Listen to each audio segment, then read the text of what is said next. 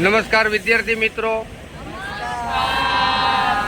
આજે આપણે એક ઉદ્યોગની મુલાકાત માટે આવ્યા છીએ જે ખૂબ જ અગત્યનો અને પ્રાચીન ઉદ્યોગ જે છે, જે કાપડ ઉદ્યોગ કહેવાય છે, એના માટેની આપણા ટ્રસ્ટી શ્રી ધનસુખભાઈ એમની આ કંપની છે, એમની મુલાકાત માટે આપણે આજે આવી ગયા છીએ. તો સર્વ વિદ્યાર્થી મિત્રો, આજે આ કંપનીના દરેક વિભાગ, એમનું કાર્ય, એમની સત્તા અને એમનું આયોજન અને સંચાલન વગેરે અગત્યના મુદ્દાઓ વિશે ખૂબ જ સારી રીતે જાણકારી મેળવશે અને દરેક વિભાગને એ અનુસરશે અને ધ્યાન રાખીને આગળ એમના અભ્યાસમાં મદદરૂપ થાય એવા આપણે ધોરણ 12ના વિદ્યાર્થીઓ માટે તો ખાસ અગત્યની બાબત કહેવાય કે આવી ઉદ્યોગોની, ઇન્ડસ્ટ્રીઝની જુદી રીતે મુલાકાત લેવામાં આવે અને એમને સંચાલન, આયોજન, વ્યવસ્થાપન, અંકુશ વગેરે જેવા મુદ્દાઓનો પોતાનામાં વિકાસ થાય અને એ શીખે અને જાણે અને ભવિષ્યમાં પણ એ આગળ આવા કોઈ ઇન્ડસ્ટ્રીઝની સ્થાપના કરે એ હેતુસર અહીંયા દરેક વિદ્યાર્થી મિત્રો સંસ્થા કંપનીની મુલાકાત માટે આવી ગયા છે. તો આપણે દરેક વિભાગની હવે એક પછી એક વિભાગની આપણે મુલાકાત લેશું. ચલો વિદ્યાર્થી મિત્રો, તૈયાર છો? હા, તો આપણે પ્રથમ પહેલા જે વિભાગ જે છે એમાં અહીંથી આપણે દરેક વિભાગ જોતા જશું. ચલો વિદ્યાર્થી મિત્રો, આવી જાઓ.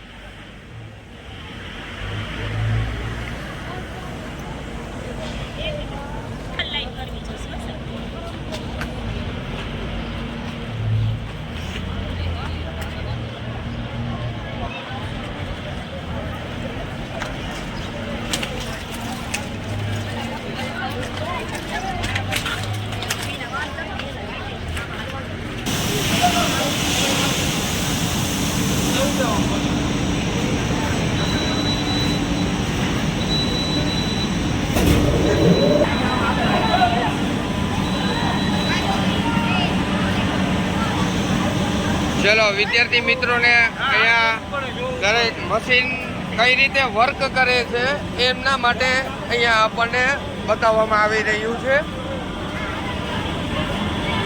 તો આ જે કોટન ક્લિનિંગ મશીન છે કે જે કોટનને આગળની પ્રોસેસ માટે મોકલવા માટે રો મટીરિયલમાંથી આ તૈયાર કરવામાં, ક્લીન કરવામાં આવે છે, કઈ રીતે વર્ક કરે છે.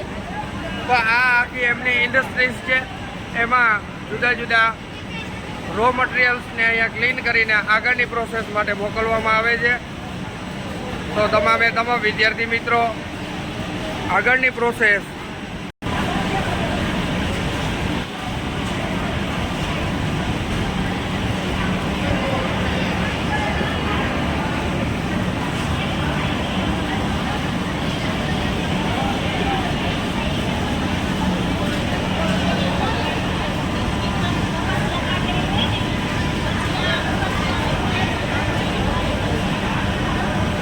વિદ્યાર્થી મિત્રો, આજે આપણને આ કંપની વિશેની માહિતી જે છે, અહીંના કર્મચારી જે છે, બરાબર, જેઓ આપણને આખા વિભાગની જાણકારી આપશે અને દરેક વિદ્યાર્થી શાંતિપૂર્વક આ માહિતીને સાંભળશે.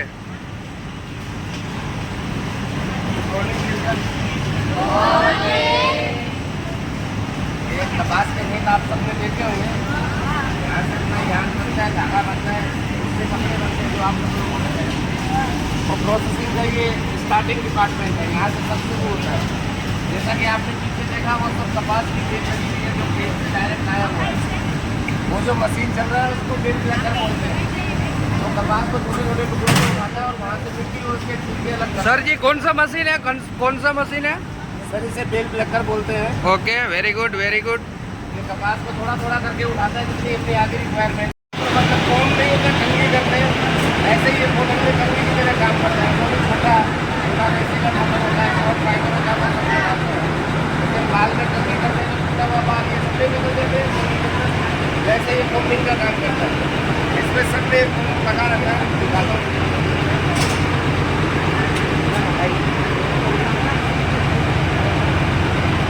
इसका कंघी का काम करता है, ये फोम होता है. कॉटन से जितना भी शॉर्ट फाइबर है, छोटे रेशे का फाइबर है, वो सबको अलग निकाल देते हैं. जैसा आप लोगों को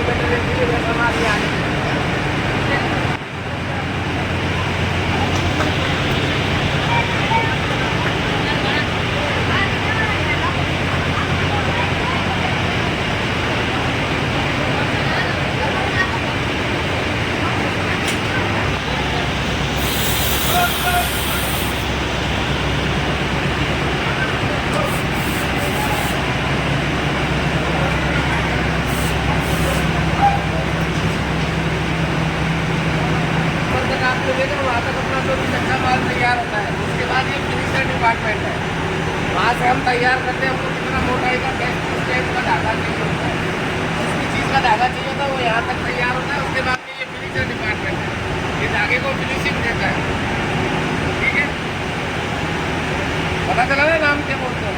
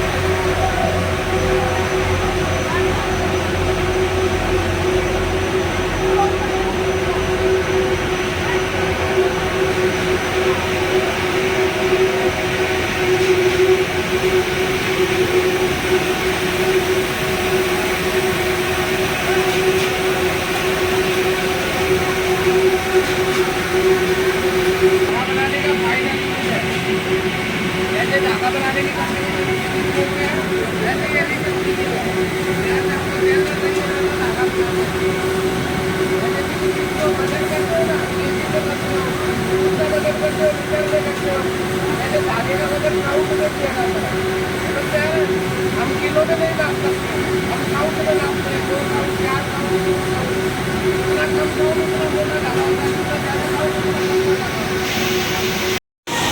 बाकी भाई क्या बोलूं,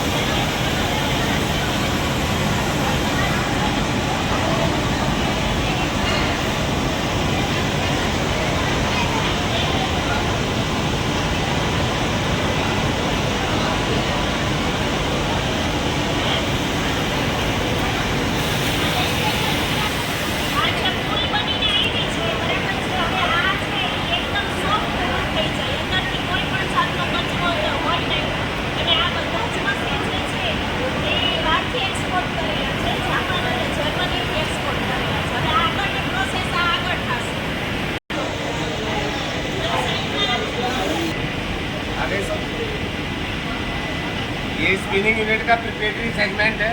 यहाँ से अपना धागा बनना शुरू होता है। पीछे जो आप मशीन देख रहे हैं उसको कार्ड बोलते हैं।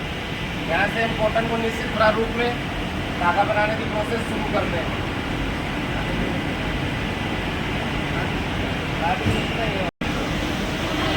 ચલો વિદ્યાર્થી મિત્રો, હવે અહીંયા બધો આ સ્ટોક થયેલો છે.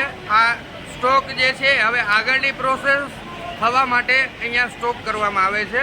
જેમ જેમ આગળ એક પ્રક્રિયા બાદ એક બીજી પ્રક્રિયામાં જવા માટે અહીંયા પહેલાં સ્ટોક કરવામાં આવે છે.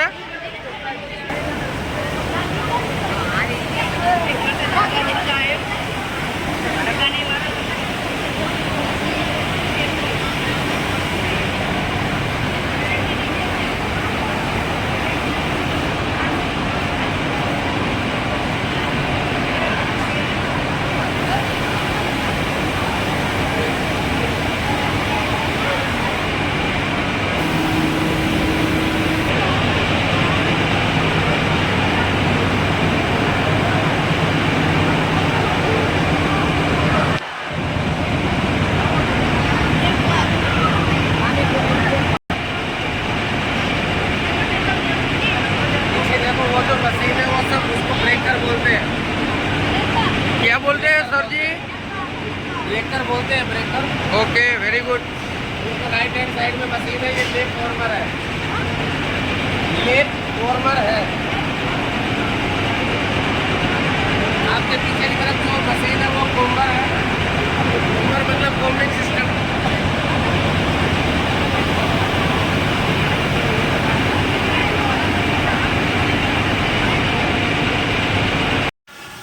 ये अपना लैब डिपार्टमेंट है, ठीक है।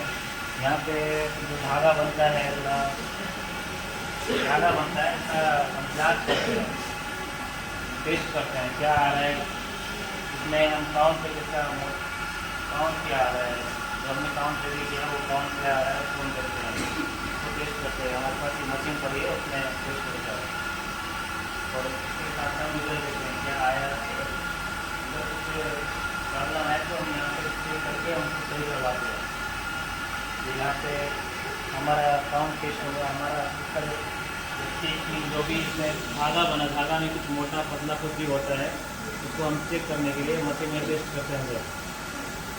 तो एक एक धागा है एक जैसा होना चाहिए, उसको देखने के लिए पूरा हमारा मशीन है वहाँ चेक हो रहा है उसका।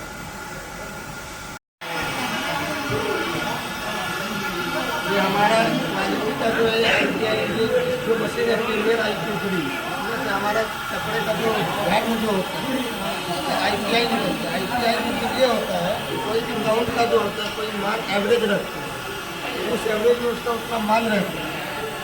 उसमें अब ज़्यादा देखिए 30 काउंट का 40 काउंट का या 3 के हिसाब से उसको रखते हैं, ठीक है। जितना ज़्यादा काउंट होगा जैसे 30 है उतना वो धागा पतला रहता है। जैसे कोई 20 काउंट का है तो वो धागा मोटा है, तो 20 के जगह पे अगर आप 50 रख दो तो वो धागा और उतना पतला हो जाए। 50 की जगह पे आप उसको 5 रख दो 10 रख दो तो वो धागा और उतना मोटा होता है। जितना मोटा धागा होता है उस कपड़े को जो धागे का यूज होता है वो ज़्यादातर मोटे कपड़े जैसे जीन्स बनती है उससे यूज किया जाता है, ठीक है। इस धागे में इस मशीन से IPI निकाला जाता है। IPI से ये होता है IPI और हेडीनेस देखा जाता है। मान लो किसी कपड़े में आप देखते हो कोई प्लेन कपड़ा है उसमें तो कुछ रेशा निकला हुआ है, वो रेशा इस ये जो सिंबल दिख रहा है हेडीनेस का वो वही होता है। इस हेडीनेस की वजह से क्या है कपड़े में कोई जैसे कोई कपड़ा बनता है इस धागे से तो उस कपड़े में उसको होता है कि जैसे कोई हेडीनेस ज़्यादा होता है तो कोई प्लेन कपड़ा हो तो उसमें से रेशा दिखता है, समझे। वही चीज़ इसमें शो होता है। વિદ્યાર્થી મિત્રો, આપણે સમગ્ર ઉદ્યોગની મુલાકાત લીધી. એક પછી એક પ્રોસેસ થયા બાદ છેલ્લે જ્યારે તૈયાર મટીરિયલ જે થતું હોય છે એ પેકિંગ વિભાગ જે કહેવાતો હોય છે.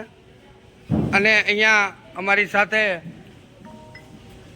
સાથે અમારા ભૂતપૂર્વ વિદ્યાર્થી પણ અહીંયા આ કંપનીમાં જોડાયેલા છે. એ પણ અહીંયા અમારી સાથે છે. એટલે એમના જુનિયર જે સ્ટુડન્ટ્સ છે એમને આ પેકિંગ વિભાગ ફાઇનલ મટીરિયલની માહિતી આપશે. યશભાઈ, તો તમારા જુનિયર વિદ્યાર્થીઓને તમે જણાવો કે ફાઇનલ પ્રોસેસ થયા પછી પેકિંગ કઈ રીતનું હોય છે બોલો યશભાઈ. આ દરિયો બને પેલા ઓકે, વેરી ગુડ. તો આ રીતે જો આપણા યશભાઈ બતાવે છે એ રીતે આ ફાઇનલ મટીરિયલ આ રીતની તૈયાર થતી હોય છે. ત્યારબાદ ઓકે વાયસીપી કરે કલાક એક ઓકે આગળ પેક કરે છે આગળ બટન વાયસીપી થઈ ગયેલું ઓકે ભાઈ આગળ પેક કરે આગળ ઓકે. આગળના વિભાગમાં એમની બીજી પ્રોસેસ છે, અહીંયા પેકિંગ કરવામાં આવે છે.